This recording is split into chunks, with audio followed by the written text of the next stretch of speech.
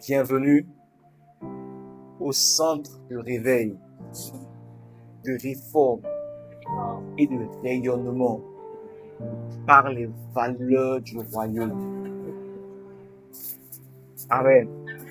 Dis à celui qui est à côté de toi, ici, nous venons pour être réveillés, pour aller réveiller, restaurer, pour aller rayonner dans la société, en manifestant les valeurs du royaume de Christ.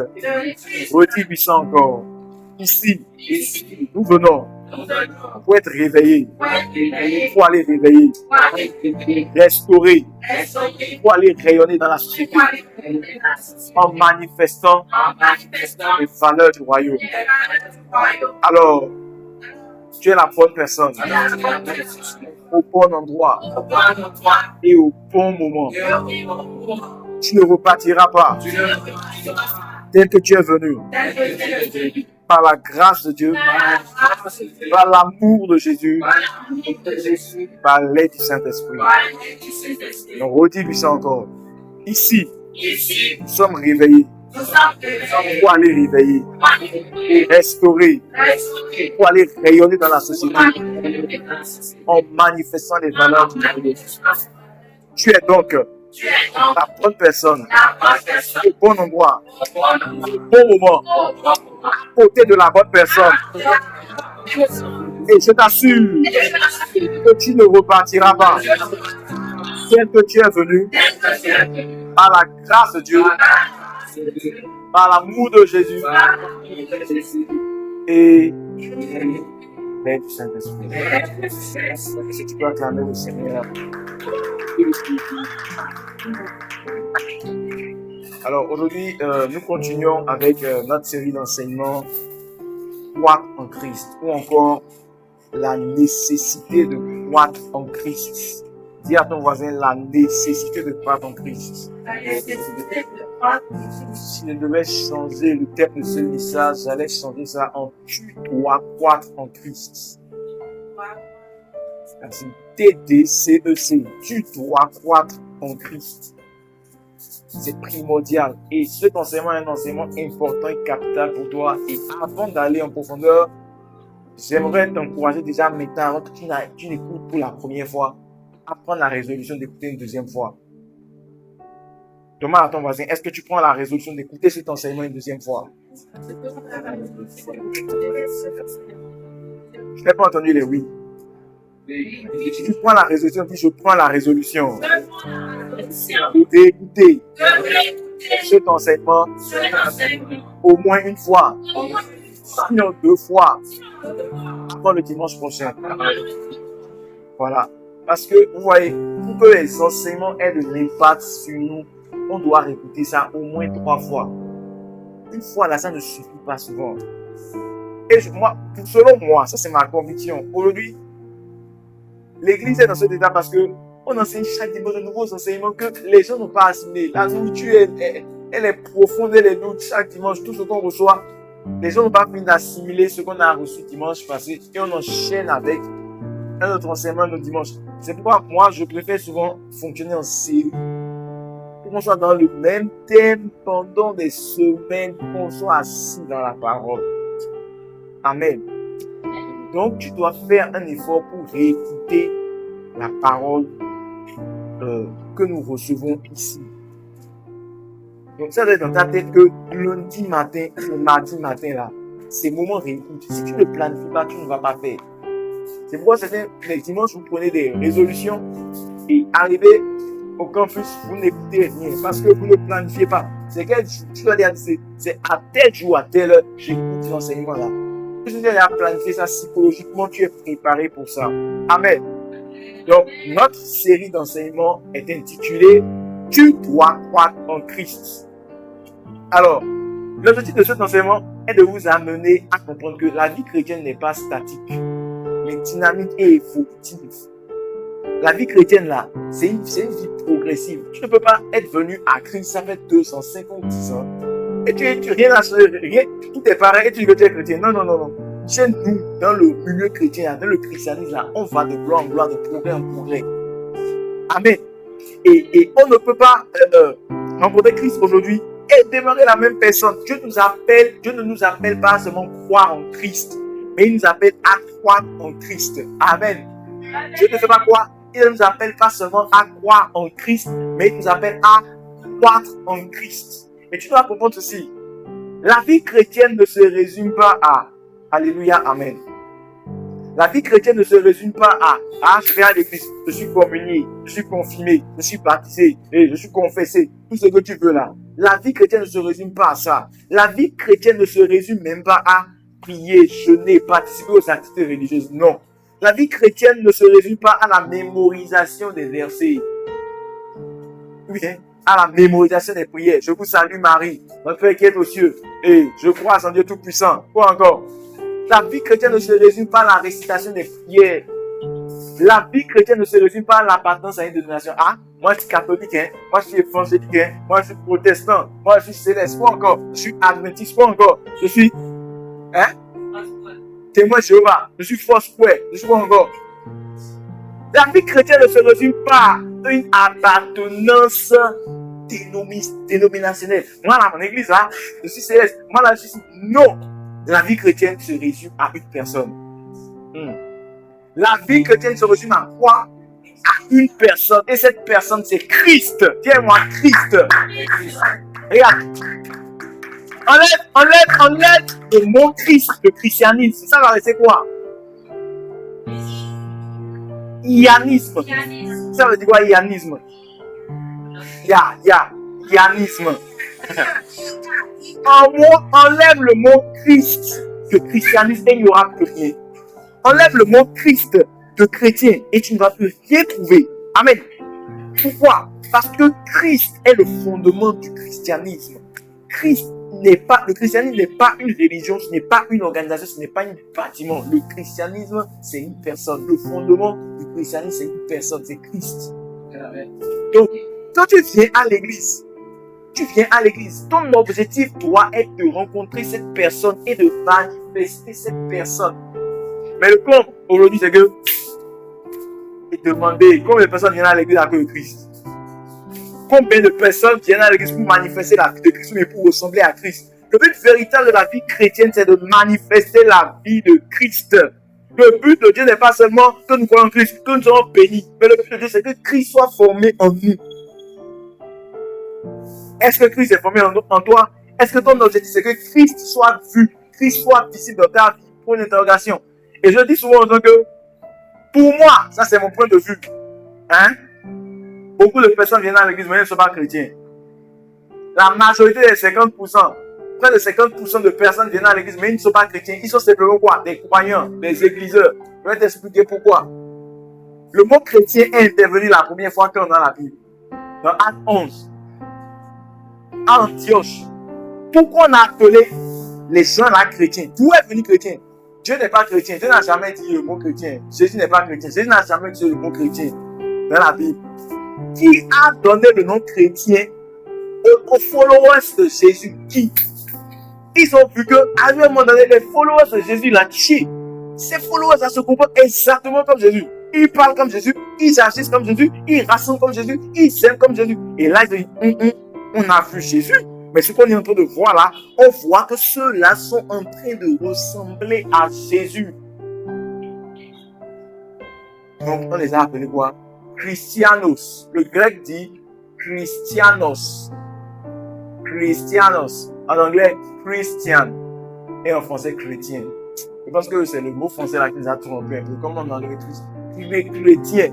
Christianos. Donc, ça veut dire quoi? Petit Christ. Le mot chrétien, c'est petit Christ sur la terre. Maintenant, question. Est-ce que toi, quand tu regardes un peu du petit Christ sur la terre, c'est ça le problème. Je crois qu'on a été un peu trompé à un moment donné. On nous a tous mis. Quand on croit en Jésus, on devient chrétien. Je ne pense pas que quand tu crois en Jésus, tu deviens chrétien en même temps. Tu es juste un croyant. Maintenant, tu dois suivre, tu dois follow jusqu'à flow dans le flow de Jésus. Tu dois flow dans le mouvement de Jésus. Genre, aujourd'hui, combien de chrétiens sont comme ça? Donc, vous devez comprendre que le christianisme, là, ce n'est pas seulement une religion. Le christianisme ne se résume pas à fréquenter une église. Le christianisme, c'est la vie de Jésus-Christ manifestée dans le cœur d'un homme. Je répète, le christianisme, c'est la vie de Jésus manifestée dans un être humain par l'action du Saint-Esprit. Le christianisme, ce n'est pas une religion. Donc, quand on ne voit pas la vie de Jésus dans ta vie, il y a un problème. Et demande à ton voisin, est-ce qu'on voit la vie de Jésus en toi? Le christianisme, c'est un mode de vie qui consiste à vivre chaque jour comme Jésus-Christ, au moins notre foi dans son sacrifice, grâce à notre soumission à la parole de Dieu et à la communion avec le Saint-Esprit. Donc, le véritable christianisme ne consiste pas à croire en Christ, je suis né de nouveau. Non, le véritable christianisme là, consiste à manifester Christ. Et c'est pourquoi Paul a dit, ce n'est plus moi qui vis, c'est Christ qui vit en moi. Toi, tu peux dire ça, Christ vit en toi. On te gifle là maintenant, on va voir si Christ vit en toi. Oh yes. Donc, si nous nous basons sur cette définition du mot christianisme et du mot chrétien, est-ce qu'on peut dire que tous ceux qu'on connaît qui vont à l'église, les témoins sont chrétiens? Non, je répondais bien, c'est pas. Si nous nous basons sur cette définition du mot chrétien qu'on a vu là, est-ce qu'on peut dire que ceux qu'on a vus, beaucoup de personnes qu'on voit aujourd'hui sont vraiment chrétiennes? Ils sont simplement des églисeurs. Ils sont des personnes qui fréquentent, ils participent aux réunions de prière, ils sont là à l'église, mais très loin de la vie de Christ. Dis à ton voisin, j'espère que ce n'est pas ton cas. Mais même si c'était ton cas, tu dois réformer ici. Dis-lui ça, mais ici c'est un centre de réforme. Tu veux pas, Christ sera visible dans ta vie. Beaucoup de personnes fréquentent des églises aujourd'hui, mais on ne voit pas Christ en eux. Et c'est là le problème en fait de l'église. C'est là le problème de l'église. Beaucoup connaissent le nom de Christ. Beaucoup parlent de Christ. Beaucoup se réclament de Christ. Mais quand tu regardes zéro, c'est comme la série d'enseignement qu'on n'a pas passé. Ils prétendent connaître Dieu, mais ne renient pas les œuvres. Ne renient pas les actes. Christ, chrétien, tu le vois chanter, tu le vois dans les concerts. Mais on ne voit pas la vie de Christ en eux. Et il y a une citation qui est attribuée à un célèbre homme en Inde, Mahatma Gandhi. Qui a entendu parler de lui une fois? C'est un des sages en Inde, grand prêtre du bouddhisme. Il dit ceci. On lui attribue cette parole. J'aime votre Christ, mais je n'aime pas vos chrétiens. Si tous les chrétiens vivaient comme Christ, le monde entier serait chrétien. Il dit, si les chrétiens vivaient réellement selon les enseignements de Christ tels qu'ils se trouvent dans la Bible, toute l'Inde serait chrétienne aujourd'hui. Hein? C'est lourd de sens. Ça fait réfléchir. Ça c'est pas un chrétien qui a dit, un bouddhiste. Pourquoi il dit que le ciel risque d'être un choc, quoi. Celui-là, s'il parle de Christ comme ça, il aime Christ. Il prend Christ comme un modèle. Et il te dit que j'aime le Christ, mais je n'aime pas vos chrétiens. Et c'est ça que les gens ne viennent pas à l'église, mais ils te voient, ils savent si tu ressembles à Christ. Beaucoup ne vont pas à l'église, mais ils connaissent Christ. C'est ce que beaucoup ne savent pas. Et je ne dis pas ça pour encourager les gens à ne pas aller à l'église. Mais il y a beaucoup de personnes qui ne voient pas à l'église, mais ils connaissent Christ sur toi. Amen. Donc, est-ce que Christ est visible à travers toi? C'est à cause de ça que nous sommes en train de faire cette série d'enseignements. Tu dois croître en Christ. Dis à ton voisin encore, tu dois croître en Christ. Il ne suffit pas d'être né de nouveau, il faut grandir. Il ne suffit pas d'être sauvé, il faut être transformé. Il ne suffit pas d'appartenir à une confession religieuse, une dénomination. Non, il faut que Christ soit formé en toi. Et maintenant, pour que Christ soit formé en toi, cela se passe en phase. De la même façon que, naturellement, lorsqu'un enfant croit là, il y a plusieurs phases de croissance. De la même façon, en Christ là, il y a plusieurs phases de croissance. Et on a commencé par voir le dimanche passé les différentes phases ou étapes de la croissance dans la vie spirituelle, bien dans la vie en Christ. Et on a vu la première étape, bien la première phase qui était la phase de l'enfance, ou bien la phase du nourrisson, ou bien la phase du bébé. Et le mot grec pour cette phase-là, c'est préphos. Dis ma préphos. Bien, préphos. Je ne sais pas comment il dit ça. P-R-E-P-H-O-S. Préphos. Préphos. Et c'est dans 1 Pierre 2. Désiré comme les enfants nouveau-nés. Donc, première étape, bien, première phase de la croissance, c'est l'enfance spirituelle. Là, c'est l'étape du bébé. Nouveau-né. Nourrisson. Je vous ai dit ce que cela implique. De quoi il a besoin, quels sont les signes qui prouvent ça. Dans l'enseignement précédent. Si tu n'as pas écouté, il faut aller réécouter. Et ça, c'est préphos. C'est dans 1 Pierre 2. Ensuite, on a parlé de l'enfant adolescent, ou bien le chrétien adolescent spirituel. C'est encore un enfant, mais il n'est plus bambino. Il a grandi un peu, mais il est toujours enfant, il est adolescent. Et là, on l'appelle en grec Népios. Il est un quoi? Népios. Vous pouvez voir ça dans Éphésiens 4:14. Le mot enfant là, c'est 4:14. C'est Népios. Alors que dans 1 Pierre 2, le mot là, enfant nouveau-né, c'est préphos. Népios. Éphésiens 4:14. Vous pouvez voir ça dans 1 Corinthiens 3:11. Ensuite, nous avons maintenant le fils mature et jeune qu'on appelle Huios. H-U-I-O-S. Ou bien encore Léaniskos. Bon, vous n'avez pas besoin du grec. C'est nous qui avons ça pour mieux comprendre. Mais c'est bien, il faut avoir la culture générale, quoi. Ainsi de suite. Donc aujourd'hui, nous voulons voir l'étape du fils mature. L'étape du jeune spirituel qui est mature en Christ. Et nous allons tirer cela de Éphésiens 4:13-14 que Elisabeth va nous lire dans la version parole vivante.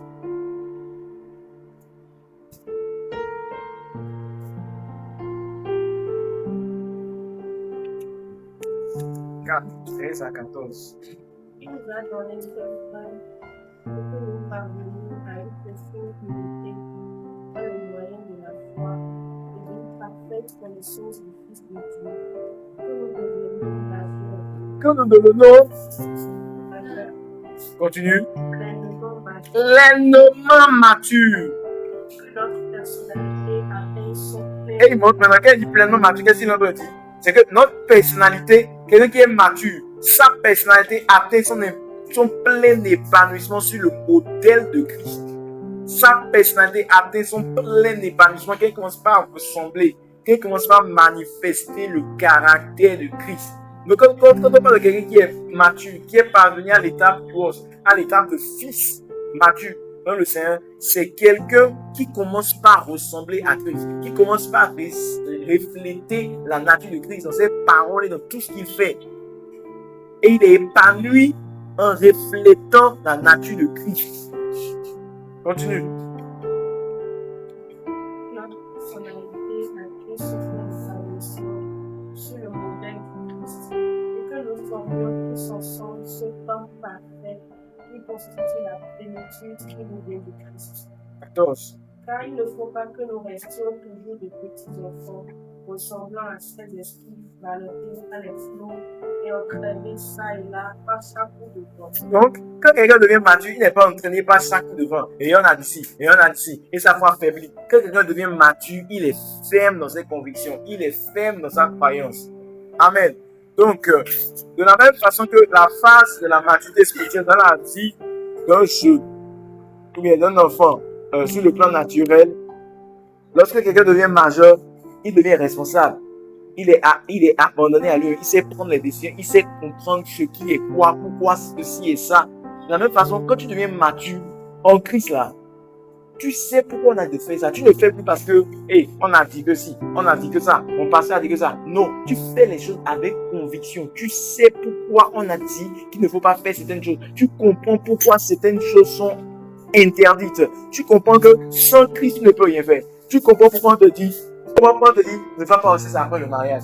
Quand tu deviens mature, il y a un niveau de connaissance que tu as, il y a un niveau de compréhension de la parole et de certains éléments de base que tu comprends.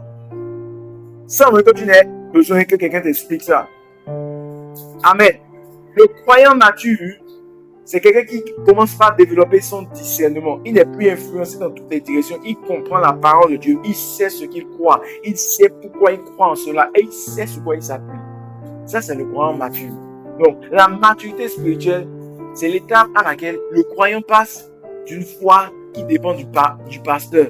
Et pasteur d'ici, pour passer à une foi comprise. Une foi qui est comprise. C'est la maturité spirituelle, c'est l'étape à laquelle le croyant passe d'une connaissance superficielle. Et tout peut d'ailleurs. Mais maintenant, là, il passe à une connaissance approfondie. Amen. Et cela se manifeste par ceci. Alors, quel est le premier signe? Quel est le premier signe que j'ai noté ici pour les chrétiens matures? Un chrétien mature. Vous savez, j'ai compris. Bon, je vais d'abord dire le signe. Signe numéro 1. Un chrétien mature cesse de s'appuyer sur ses efforts et apprend à dépendre de Christ. Un chrétien mature. Jésus dit, sans moi, vous ne pouvez rien faire. Paul a dit, ce n'est plus moi qui vis. L'un des premiers signes majeurs du fils mature, du chrétien mature, là, c'est que il s'appuie sur Christ pour faire chaque chose. Le bébé spirituel là, il compte sur ses efforts. 20 heures de prière, moi je peux arriver, et ici, et ça, moi je peux faire des efforts. Mais quand le chrétien mature là, il comprend que ce qu'il est, c'est pas la grâce de Dieu. Il comprend que la force qu'il acquiert, c'est de Christ. Ce n'est pas par ses efforts. Mais quand on est encore enfant, c'est nous les aînés. On pense que c'est nos efforts. Ça ne veut pas dire qu'il ne fait pas les efforts. Il continue de faire des efforts. Il prie, il obéit, il se discipline. Le chrétien mature, il recherche la face de Dieu. Mais avec une vérité fondamentale, que la vie chrétienne ne repose pas d'abord sur ses capacités. Donc, comment cela se manifeste? Quand il voit un verset dans la parole de Dieu, il dit, ça là c'est compliqué, ça là c'est difficile. Quelqu'un qui est mature dit, que je me fasse que le Christ vive en moi. Je ne sais pas si vous comprenez. Si c'est le chrétien ado, ça c'est rien, on peut faire ça. Il croit sur ses capacités. Il se dit souvent, je dois faire plus d'efforts, je dois faire mieux, je dois faire ceci. Alors il lutte, il tombe, il se relève, il recommence et finit découragé parce qu'il essaie de vivre une vie chrétienne par ses efforts. Lorsque tu parviens au niveau de maturité, là, tu commences par t'appuyer sur Christ. Quand tu arrives sur une parole, ça c'est un peu compliqué, c'est un peu tu. Seigneur, je ne peux pas le faire, mais que Christ vive en moi. Et c'est ce que beaucoup de chrétiens ne font pas. Moi j'ai compris ça récemment avec Watchman Nee. C'est un auteur que je vous encourage à lire. Il est très profond. Watchman Nee. Il s'appelle Watchman Nee. Hein? Tu dis quoi? L'homme du temps de la discipline. Qui a passé beaucoup de temps en prison. Et pourtant il était heureux d'écrire des livres. Récemment, en janvier, j'ai entendu le pasteur Cambier dire qu'il a compris la vie chrétienne. Parce qu'il tombait, il se relevait, il tombait, il chutait, il tombait, il chutait. Un, deux, il tombe, il se relève, un, deux. Et il a découvert Watchman Nee. Et c'est là qu'il a compris l'œuvre achevée, accomplie de Christ. Il a compris comment on se repose sur Christ. Regarde, quand tu deviens chrétien, là, ce n'est pas ta force seule qui fait les choses. C'est d'abord Christ en toi qui fait. C'est d'abord Christ en toi qui fait. Tu dis à ton voisin, c'est Christ en toi qui fait. C'est Christ en toi. Le chrétien mature a compris que la vie chrétienne, on n'imite pas seulement, mais on la reçoit par grâce. Il comprend que sans Christ, il ne peut rien faire. La sainteté vient de Christ. La victoire vient de Christ. L'amour vient de Christ. Le pardon vient de Christ. L'obéissance vient de Christ. Et sa prière, ce n'est plus je vais essayer. Sa prière, c'est Seigneur, vite viens en moi. La prière du chrétien mature.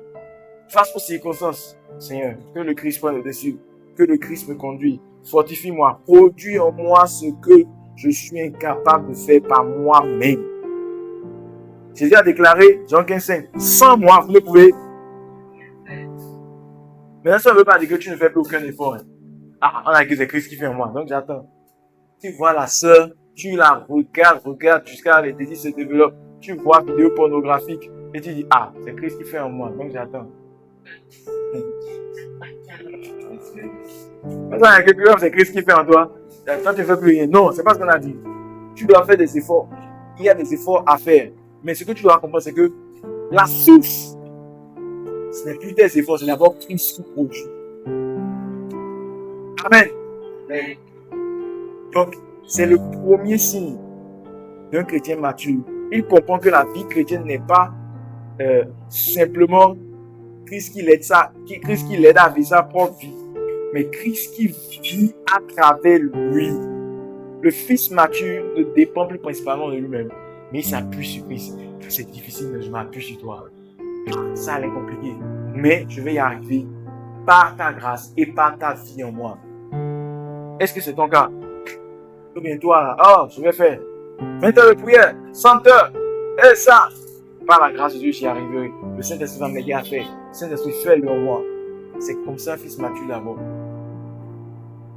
Amen. Donc, les 2 heures de prière que tu n'arrives pas à faire, appuie-toi sur Christ. Christ, fais-le en moi. Et quand on te dit, tu vas voir, ça va changer. Signe numéro 2. Ah, ici là, signe numéro 2. C'est Jésus qui nous montre le signe là. Matthieu 5, verset 9. Ouvrons nos Bibles, lisons nous-mêmes pour voir ce que Jésus nous dit. Hey. Matthieu 5, verset 9. Le signe d'un fils. Il y a une différence entre enfant et fils. Dans la Bible, il y a une différence entre enfant et fils. Les versets là où tu vois fils là, c'est quand on est en train de parler de maturité. Les versets là où tu vois fils là, c'est quand on est en train de parler de ressentiment. Encore on regarde la personne là, il ressemble à Dieu. Ça dit quoi? Matthieu 5, 9. Heureux ceux qui répondent autour d'eux. Oh, tous ensemble, heureux ceux qui répondent autour d'eux. Car ils seront appelés. Quand on appelle ça, dit heureux ceux qui procurent. Le mot là est fort. Procurent la paix autour d'eux. Car ils seront appelés. Est-ce qu'on a dit heureux ceux qui parlent en langue? On a dit heureux ceux qui parlent en langue. Car ouais, ils seront appelés les fils de Dieu. Hein? Est-ce qu'on a dit ça? Heureux ceux qui jeûnent 60 jours sans manger, sans boire. Ils seront appelés fils de Dieu. Qui a dit ils vont mourir? Heureux ceux qui prophétisent car ils seront appelés fils de Dieu. Heureux ceux qui crient. Regarde. Il y a des gens, quand tu regardes les réseaux sociaux, non, c'est comme si tu n'as pas bougé. C'est comme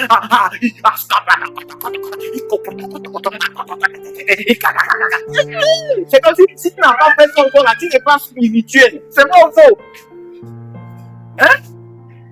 Non, je ne dis pas que c'est mauvais. Ce que j'essaie de vous faire comprendre ici, c'est que on a résumé, on a ramené la spiritualité au fait de kaka, mato, kota, kaka, c'est quoi tout ça là? Le Saint-Esprit peut te saisir. Regarde, il y a des moments. Moi, je me rappelle une fois, le Saint-Esprit m'a saisi. Ça arrive. Hein? Ça arrive. Je ne suis pas comme ça. Mais quand c'est comme si c'est ça que c'est ça seul. Tant qu'on n'a pas fait ça, il n'y a pas prière. Tant qu'on n'a pas fait ça, on n'a pas encore prié, il y a un problème. Hein? Quand on a vu comment Jésus priait, il y a un problème. Et aujourd'hui, bref. Donc, Jésus n'a pas dit heureux ceux qui scarabochent en langue, ceux qui chacassent en langue, car ils seront appelés fils de Dieu. Mais, il a dit heureux ceux qui procurent la paix. Donc, tu peux scaraba, et bravo, chaka, tu peux jeûner 23 jours, tu peux jeûner 70 jours sans manger, sans boire, si tu veux. C'est un top niveau. Tu peux faire tout ça là, mon frère, si tu n'es pas un procureur de la paix. Les cieux et la terre ne te reconnaissent pas comme fils. C'est ça qui est là, c'est moi qui ai dit. Ah, Jésus relie la manifestation de la filiation, la manifestation du Fils à la capacité à créer la paix. Ah!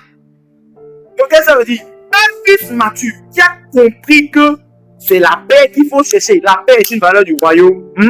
Il ne cherche plus à gagner toutes les disputes. Amen. Il ne cherche plus à avoir toujours le dernier mot. C'est moi. Et ça passe, ça casse. Ouais. Quelqu'un qui est mature comprend que la paix est une valeur du royaume qui doit maintenir, chercher, garder. Il ne cherche pas à alimenter les conflits. Il cherche à créer la paix. Il cherche à préserver la paix. Il cherche à rétablir la paix. On a dit heureux ceux qui procurent la paix. Qu'il ait tort ou raison, qu'on l'ait blessé ou pas, lui là, son objectif c'est de procurer quoi? La paix. Il est prêt à payer le prix de l'humilité. Il est prêt à payer le prix du pardon. Il est prêt à payer le prix de la réconciliation pour créer la paix autour de lui. Il a compris. Le fils mature, le chrétien mature, il comprend que certaines victoires ne valent pas la perte de la paix. Certaines victoires ne valent pas la perte de la paix. Je garde ma paix, je garde mon calme. Dieu commandera pour moi. C'est pourquoi Paul dit, aussi longtemps que cela dépend de vous, soyez en paix avec. Aussi longtemps. Et est-ce qu'on a dit si les autres veulent être en paix? Est-ce qu'on a dit si les autres viennent faire la paix? Aussi longtemps que ça dépend de toi. Toi, arrange-toi qu'il y ait la paix. Si lui ne veut pas qu'il y ait la paix, basta. Mais toi, tant que ça dépendra de toi, tu poseras tous les pas nécessaires pour qu'il y ait la paix. Pourquoi? Parce que le Saint-Esprit est souvent une colombe. Une représentation du Saint-Esprit, c'est la colombe. Hein? Et la colombe là, la colombe ne reste pas là où il y a du bruit. La colombe ne reste pas là où il n'y a pas la douceur. La colombe ne reste pas là où il n'y a pas le calme, la paix. Là où règnent continuellement les querelles, les rivalités, les offenses, les conflits, l'atmosphère devient défavorable pour le Saint-Esprit. J'ai dit quoi maintenant? Tout le temps querelle, tout le temps dispute, tout le temps, l'atmosphère devient défavorable pour l'action du Saint-Esprit. C'est pourquoi il faille que nous recherchions la paix. Il faille que nous procurons la paix. La Bible déclare: recherchons donc ce qui contribue à la paix et à l'édification mutuelle. Quand les choses se passent, toi tu recherches la paix. Si tu recherches la paix, tu es un fils mature. Demande à ton voisin, est-ce que tu recherches la paix? Même si les gens ne viennent pas chercher la paix et toi, est-ce que toi tu travailles pour que tu mets les éléments en place, tu mets les choses en place pour qu'il y ait la paix? Si oui, félicitations. Tu es vraiment un enfant mature. Sinon, tu as la réponse. Amen. Et la Bible dit dans Hébreux 12:14, recherchez la paix avec tous et la sanctification sans laquelle personne ne verra le Seigneur. Regarde, regardez, on n'a pas dit sanctification seulement, on a dit la paix. Donc si tu cherches la sanctification tout le temps, prière, je suis en jeûne, je suis en retraite, tu n'es pas en paix avec les autres, jeûne 20 ans, 1000 ans, tu ne vas pas avoir Dieu. On a dit rechercher la paix et la sanctification sans laquelle personne ne verra le Seigneur. Bro, c'est ça, cherchons la paix. Si on veut voir Dieu se manifester dans nos activités, si on veut voir Dieu se manifester dans certains domaines de notre vie, cherchons la paix simplement. Dis à ton voisin, cherche la paix. Et c'est pas seulement cherche la paix. Hein. Regarde ce que David va dire.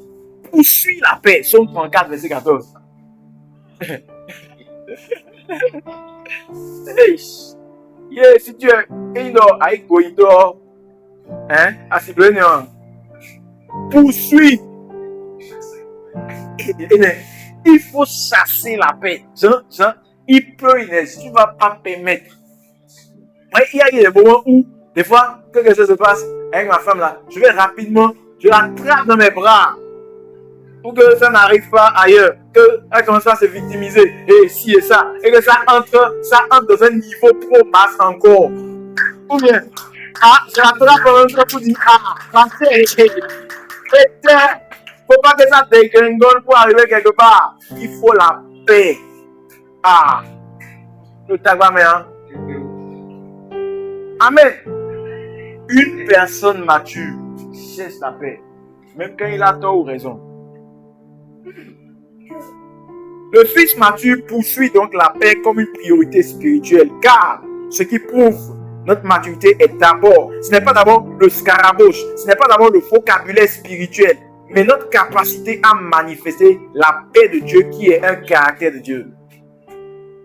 Les cieux et la terre appellent fils de Dieu ceux qui créent la paix autour d'eux. Alors, lorsque les gens regardent ta vie, voit-il en toi quelqu'un qui apporte la paix ou quelqu'un qui entretient les conflits?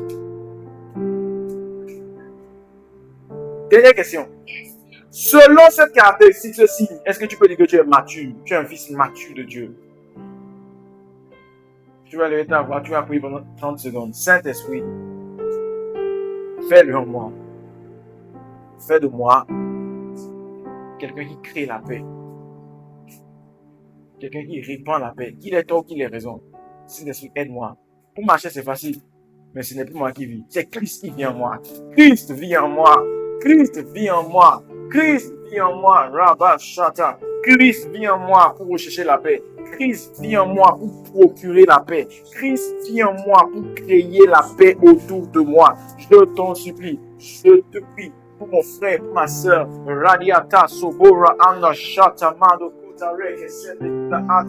veux être quelqu'un qui crée la paix, que je sois blessé ou offensé. Je veux créer la paix autour de moi, au nom puissant de Jésus. Signe numéro 3. On va voir ça encore dans un passage de Jésus. Les enseignements de Jésus sont un peu durs, mais c'est profond. C'est pourquoi maintenant, quand il va dire que, honnêtement, c'est vrai. Bref, Matthieu 5, 44 à 48. Regardez ce que ça nous dit. Il y a 43 à 48. Je vous ai déjà lu ça plusieurs fois, mais c'est bon de relire ça. On y va. Oui.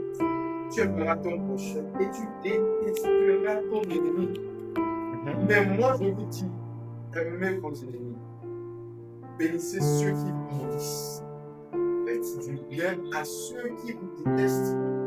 Et priez-vous ceux qui vous maltraitent et qui vous persécutent. Afin d'être les fils de votre Père Céleste. Afin d'être Les fils de votre Père Céleste. Qu'est-ce qui t'amène à être fils là? Afin d'être fils. On a dit prier beaucoup afin d'être fils. Jeûner beaucoup afin d'être fils. Quoi encore? Hein? Afin d'être fils. Qu'est-ce qui te fait fils? Le troisième signe de la maturité qui prouve qu'un chrétien est devenu un fils mature, un enfant mature de Dieu, c'est qu'il aime ses ennemis et leur fait du bien.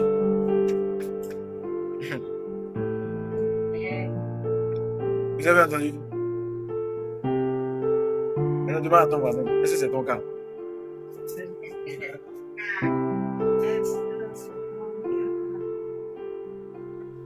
Amen. On dit ici, regarde, Jésus met l'accent sur une réalité très importante dans ce passage. Notre ressemblance au Père. Regarde ce qu'il dit sur le Père. Le Père fait lever le soleil. Le Père envoie sa pluie sur les justes et sur les injustes. Et toi, tu dis que tu es le fils du Père.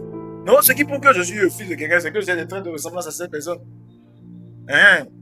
Si Dieu fait du bien à ceux qui le détestent, ceux qui le haïssent, il leur fait du bien.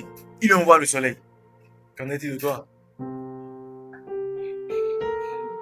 Est-ce que tu ressembles à Dieu? Si on doit se baser sur ça. Demande à ton voisin, si on a se baser sur ça, est-ce que tu ressembles à Dieu? Si nous voulons ressembler à notre Père, nous devons apprendre à faire de même. Le fils mature est quelqu'un qui a compris que l'amour de Dieu ne se mérite pas. Il n'est pas destiné à ceux qui le méritent, mais à tout le monde. J'aime tout le monde de la même façon. Je ne fais pas de favoritisme. Et regarde, ce qui est intéressant, c'est que Jésus nous montre ici 3 catégories d'ennemis. Catégorie numéro 1, c'est qui? Catégorie numéro 1 d'ennemis, c'est qui? Non, dans le passage, aimez vos ennemis. Ensuite, il continue. Il nous montre première catégorie d'ennemis et comment un fils mature réagit face à ses ennemis. Première catégorie d'ennemis, ceux qui vous maudissent.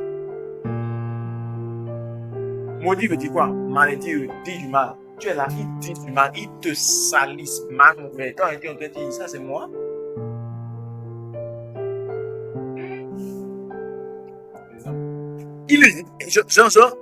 On l'insulte, on le malmène dans tous les sens. Maintenant, Jésus dit, voici comment un fils mature, un enfant mature se comporte face à ça. Il ne maudit pas en retour. Il ne répond pas par l'insulte. Il ne critique pas l'autre dans son dos en retour. Il répond aux critiques par des paroles de grâce. Un fils mature, il répond aux critiques, aux injures, à tout ça. Il répond par des paroles de bonté. Ah, bénissez. Bénissez. On n'a pas dit envoie le feu. Est-ce que nous avons comme ça?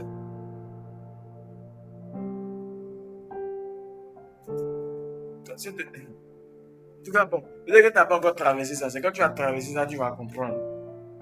On a parlé d'un homme de Dieu, Charles Finet. L'histoire raconte dans le livre Les généraux de Dieu, Charles Finet, c'est un homme de Dieu. Il était d'abord avocat. Il est devenu pasteur. Très populaire. Dieu l'utilisait. Mais les gens le lynchaient d'insultes. L'histoire raconte que Charles Finet n'a jamais réagi en public d'une manière donnée. Il va dans la présence de Dieu, il pleure dans la présence de Dieu et il prie même pour ces personnes. Il les bénit, comme Jésus avait fait. Il les bénit, il dit des bonnes paroles sur eux. Une personne qui est devenue mature.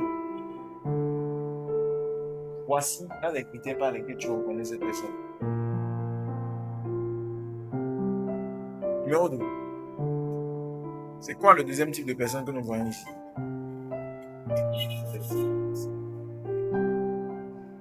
Pardon? Ceux qui nous maltraitent. C'est maltraite bien haïs. On a qu'à les maltraiter. Quand c'est maltraite qui est venu d'abord. Ceux qui nous maltraitent. Deuxième catégorie d'ennemis. Ceux qui te maltraitent. C'est quoi maltraiter? On te paye mal. Quoi encore? Donnez-moi un exemple de mauvais traitement. On te frappe. Quoi encore? On t'accuse injustement. On te gifle. Bon, ça c'est dans maudit. Maltraité, mauvais traitement. Tu fais un travail. Pardon? On te donne pas à manger peut-être là où tu es. Tu fais un travail. On ne te valorise pas selon le travail. On t'exploite inutilement. On te blesse malgré le bien que tu fais. Tu fais bien, mais on continue de dire que tu ne fais pas bien. On dit que ça va te salir mal. Tout ça là, toute forme de mauvais traitement, ou bien on est dur avec toi, on te retarde sans que tu le saches pourquoi on te retarde. Amen. Qu'est-ce que la Bible nous demande de faire? Tu veux quoi? Un fils mature fait quoi? Une personne qui est parvenue selon Jésus. Quelqu'un qui montre qu'il ressemble au fils de Dieu là. Qu'est-ce qu'il fait face à les gens qui le maltraitent? Les parents qui l'ont maltraité. La belle-mère qui a fait des bêtises avec toi. Qu'est-ce que tu fais envers ces personnes? Prie pour eux. C'est facile? Non, je crois que c'est pas facile. C'est pourquoi on dit, le fils mature, le son numéro 1, il s'appuie sur Christ. Donc quand tu vois ça, Seigneur, comment il m'a fait ci, il m'a fait ça. Non, ce n'est pas par ma force. Christ, vis en moi. Christ, vis en moi. Christ, vis en moi. Christ, je te laisse vivre en moi. Un chrétien mature, face à ceux qui le maltraitent, il ne nourrit pas la haine.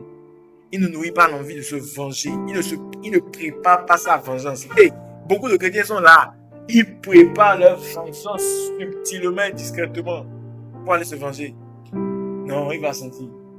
Ou bien quand tu es là, tu souhaites bien le mal. Quand le mal lui arrive là, il y a un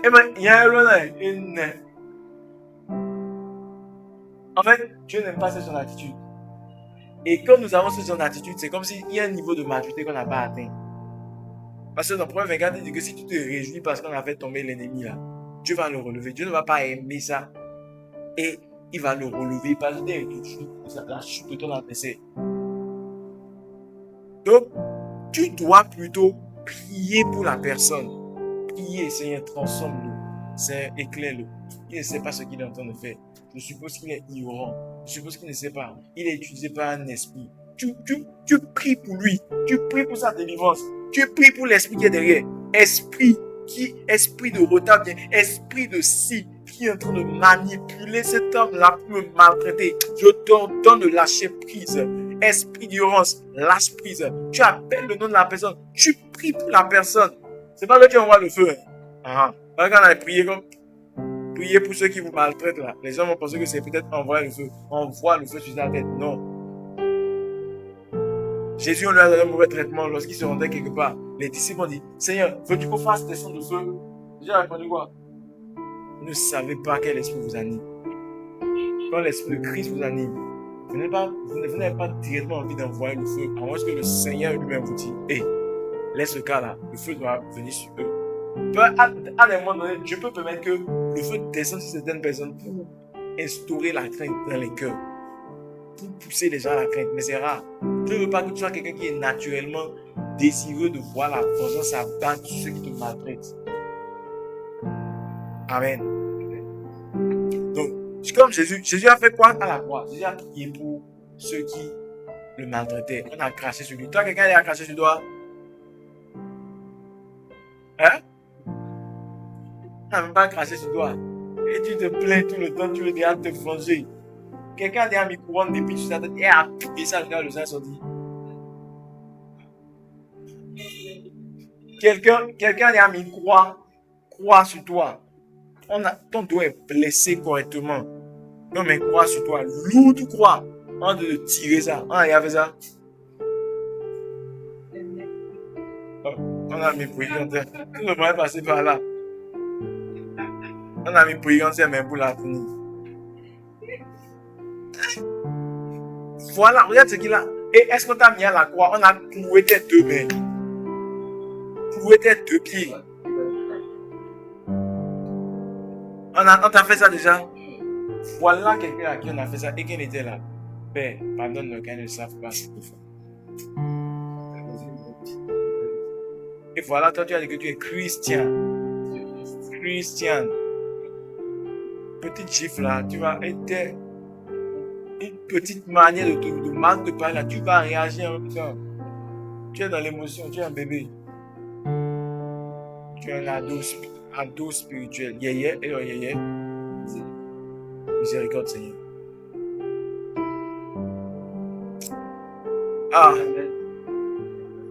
Donc le fils mature comprend que derrière beaucoup de comportements se cache l'ignorance. Derrière beaucoup de comportements des personnes qui il se cache l'ignorance, des blessures non traitées. Comprends bien, beaucoup de personnes qui se comportent bizarrement, qui ont des caractères bizarres là. Il se cache des blessures non traitées. Et il se cache dans un esprit. Je vais vous montrer un verset. 2 Timothée 23 à 24.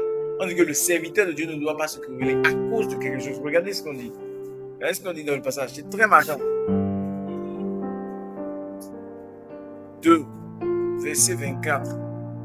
Donc, le fils mature comprend que derrière beaucoup de comportements des gens qui le maltraitent, qui l'offensent, qui lui font du mal, il y a des blessures, il y a l'influence de l'ennemi. Alors, au lieu de se venger, il commence par intercéder. Ce n'est pas facile, c'est vrai.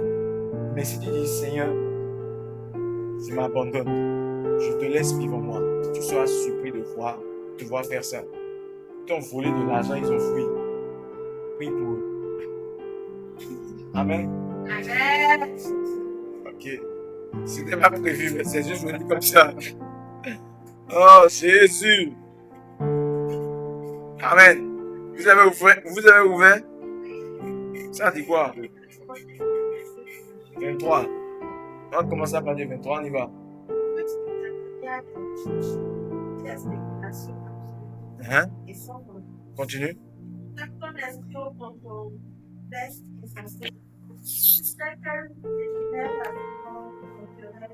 Et dans le nombre de consultations des Écritures. Ok, continue.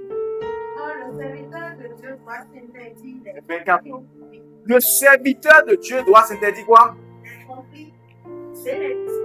Le serviteur, c'est quelle version? Parole. Le serviteur de Dieu doit s'interdire. Hey! C'est fort. Continue. Il ne convient pas à un esclave du Seigneur Il ne convient pas à un serviteur du Seigneur hein, d'avoir l'esprit d'avoir esprit querelleur, querelleur. Continue. qui se montre auprès Aïe, aïe, aïe, aïe, aïe. Regarde, on te montre maintenant la manifestation d'un fils mature qui se montre doux et aimable. Continue. accessible aux idées des Et chabababababa. Regarde, une personne mature, il se rend aimable, doux. Au lieu de maltraiter, de prier contre, d'envoyer des prières de vengeance. Donc, qu'est-ce qu'il fait? Il sera accessible aux idées des autres. Continue. qui soit capable d'enseigner la tolérance, Ah, il enseigne à être tolérance. Il montre la vérité à être tolérance. Hein? qui sache supporter son impatience, Hey! l'opposition et les injustices, Qu'il sache supporter avec patience l'opposition et les injustices. Un chrétien mature sait supporter avec patience un serviteur de Dieu. Un chrétien, pas nous sommes tous des serviteurs de Dieu. Hein. Un chrétien mature, il fait quoi? Redis-moi la partie là. qui sache supporter sans impatience Ah, on va prier tout à l'heure. et les injustices. Continue. Pourquoi? Il doit exercer complètement la discipline Il doit exercer humblement avec la discipline, avec humilité. de les opposants, Hum. chercher à les ramener par la douceur et la confiance. Hey! Il doit chercher à les ramener avec le puits. Il dit, hey, c'est ça ou rien. Il doit chercher à les ramener avec quoi? La douceur, Et la compréhension. Chai. C'est surtout fort pour tous les maris. C'est pas seulement serviteur, ça, quel serviteur?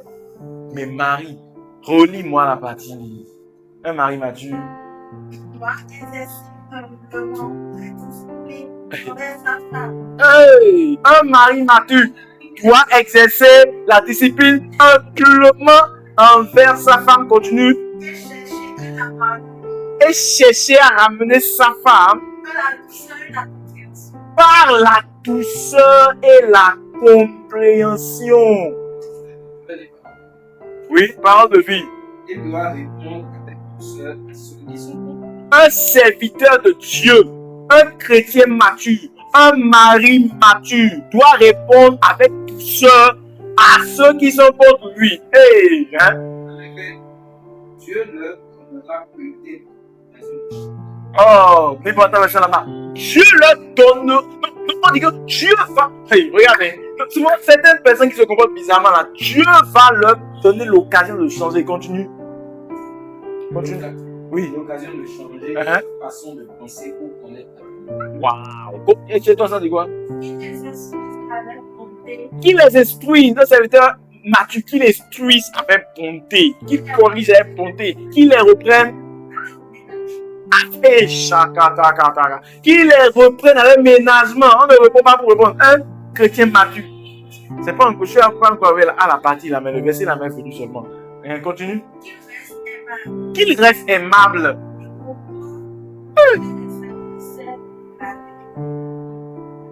et tous ceux qui le contredisent, Non, le gars là, il doit être vivant. C'est pourquoi c'est paroles vivantes. Continue. qui sait si Dieu ne les amènera pas ici, Qui sait si ces personnes qui te haïssent, ces personnes qui te maltraitent, qui sait si avec ton amabilité, avec ta gentillesse, avec ta douceur, avec ta compréhension, qui sait si à travers ça, Dieu ne les amènera pas. ici, Hein? Continue. s'il ne leur apportera pas la grâce de se convertir, Hein? afin de reconnaître la vérité. Continue. Alors, ils retrouveront un jugement sain, recouvreront leur bon sens et se dégageront des pièges du diable. Regarde-moi ça. Donc on est en train de te dire que Souvent, ces personnes-là, c'est parce qu'ils sont chargés de l'embargo du diable. C'est parce qu'ils sont chargés des pièges du diable qu'ils réagissent comme ça. Donc, c'est pourquoi tu dois prier pour leur délivrance, au lieu de prier pour envoyer le feu. Qu'est-ce que la version parole de vie dit? La version parole de vie. Ils sortiront des pièges de l'esprit du mal. Ils sortiront alors des pièges de l'esprit du mal. Qui les retenait prisonniers. Donc, beaucoup de personnes te maltraitent, te haïssent sans raison, te font des trucs sans raison. Pourquoi? Parce qu'ils sont prisonniers d'un esprit. Donc, au lieu de te fâcher, de mal parler de... Non! Non! Vas-y. Ils ne feront plus ça. Et ici, ils pourront de nouveau. Jésus. Ok, d'accord. Et ensuite, on dit, la troisième catégorie d'ennemis, c'est ceux qui te détestent, ceux qui te haïssent. Tu n'as rien fait, mais ils te détestent, ils n'aiment pas ta présence, ils rejettent ta présence. Hein? Ils te combattent à chaque fois. Ils cherchent à te nuire. Mais qu'est-ce que Jésus a de faire? Tu es là, tu leur as rien fait, mais ils sont toujours en train de créer des trucs. Ils n'aiment pas te sentir. Qu'est-ce que Jésus a de le faire? Quand tu localises quelqu'un comme ça, un fils mature, qu'est-ce qu'il fait? Hein? Il a dit, il leur fait du bien. Tu achètes cadeau, tu lui offres. C'est une clé, il nous dit. C'est une clé même. Tu achètes cadeau, tu lui offres. On vous dit ça depuis, il y a les gens, ils sont là, ils se traînent. Tu achètes cadeau. Tu achètes cadeau. Tu achètes cadeau. Tu vois la personne, tu sais qu'il te tresse. Tu vas, tu le lynches de paroles de bénédiction. Ah, mon frère, tu es beau, tu es bien habillé, tu es si. Regarde, un jour, un pasteur dit, je suis devenu pasteur dans l'église. Et quand je suis arrivé, l'autre pasteur là, je ne sais pas ce que lui ai fait. Il parle à tous les fidèles contre moi. Il me déteste, il fait des trucs. Donc, un jour, j'ai appris qu'il était en train de construire sa maison. Je suis allé, je l'ai aidé à monter le but de sa maison. Je l'ai aidé, j'ai fait les trucs avec lui. Et je lui ai dit des paroles. Ah oui, vraiment, tu es un bon pasteur, tu es ci, tu es ça. Ce jour-là, le pasteur a commencé à pleurer. Et il dit, je me réponds, excuse-moi. J'ai fait ça. Et il est allé devant son église, il s'est repenti devant l'église. Et ils ont repris sur de bonnes bases. Mais toi, comment tu réagis face à ceux qui te détestent?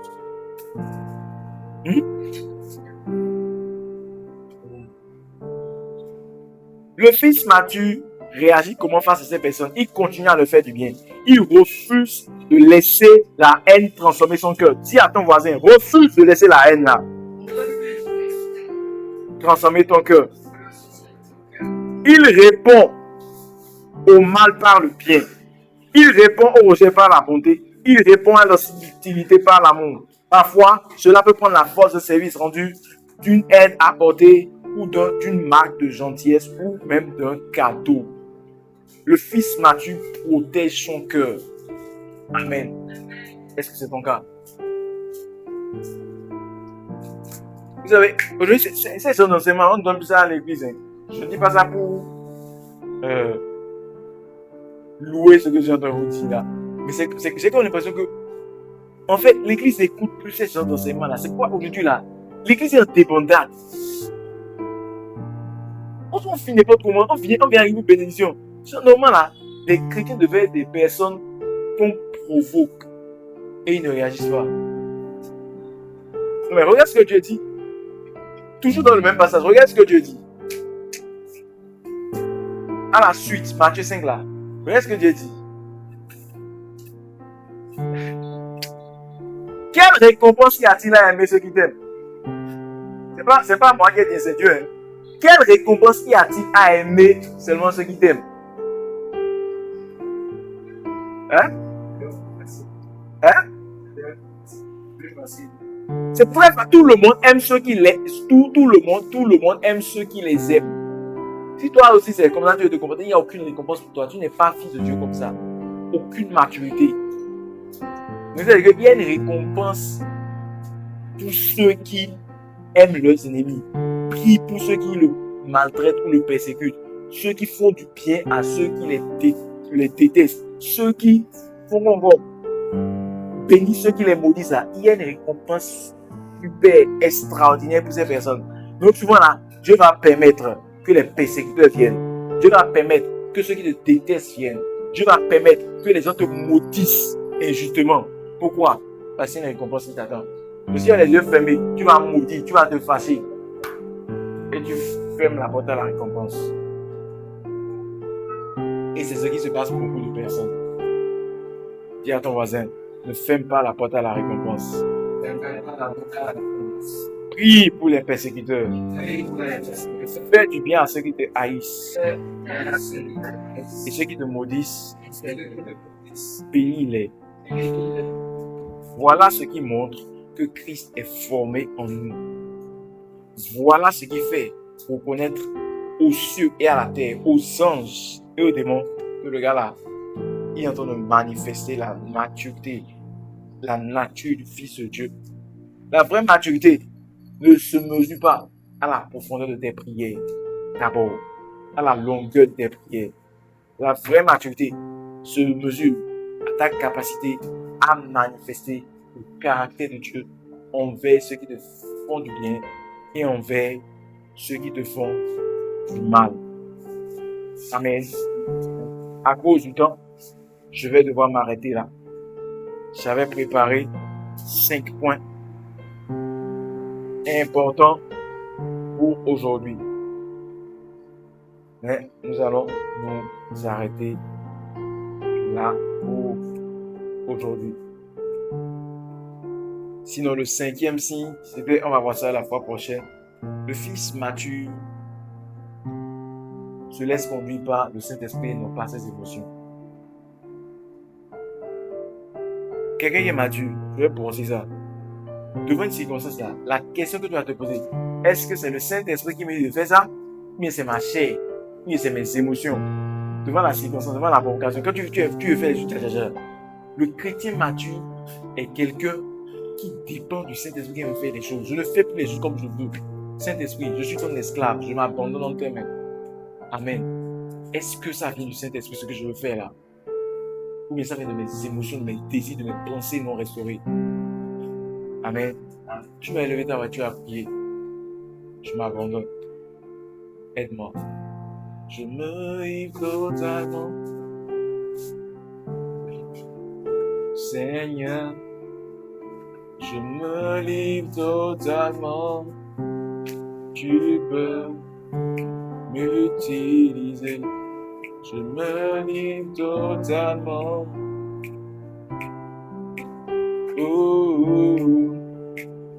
Je me livre totalement. Tu peux je me livre totalement. Je me livre. Je me livre totalement. Tu peux m'utiliser. Ma vie n'est plus à moi. Ma vie n'est plus à moi. Elle t'appartient,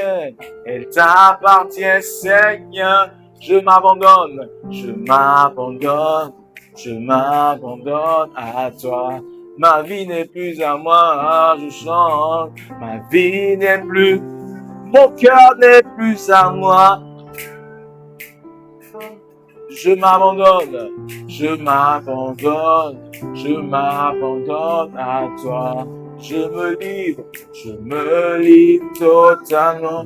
Quel que soit ce que les gens diront, quel que soit ce que les gens feront, Seigneur, je me livre totalement. Tu peux m'utiliser. Garde-moi, ô Seigneur, fidèle à toi, à ta parole, Dieu, garde-moi. Ô Seigneur, fidèle à toi. Pourquoi j'ai un prix à remporter, une victoire à gagner. Ô Seigneur, fidèle. Souvent ce n'est pas facile, mais je veux m'abandonner. Garde-moi. Ô Seigneur, fidèle à toi. Je t'en supplie, c'est une prière de mon cœur. mon frère, je prie ma soeur, Mandé, Chatayada. Oh, la prie, je prie pour